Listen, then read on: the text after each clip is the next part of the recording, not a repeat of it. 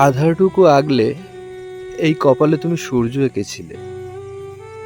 ভিতরে বাহির উপচে পড়া সেই উত্তাপে জমে উঠেছিল একঘেয়েমি দহন। এমন তীব্র আয়োজনে হঠাৎ একদিন আমি চমকে উঠে এক টুকরো আধার চেয়ে চিৎকার করি। কারো দয়ায় দু চোখে নেমে আসে নিবিড় অন্ধকার, আর তাতেই খুঁজে পাই শীতল স্বস্তি। সেই থেকে আমি জীবন আর মরণকে আলাদা করতে শিখেছি।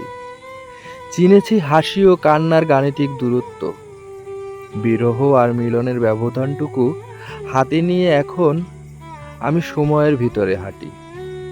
পার্থক্যগুলো চিনতে চিনতে বাকি পথটুকু এভাবেই হেঁটে যেতে চাই, যেখানে জীবন হবে অবিকল জীবনের মতো।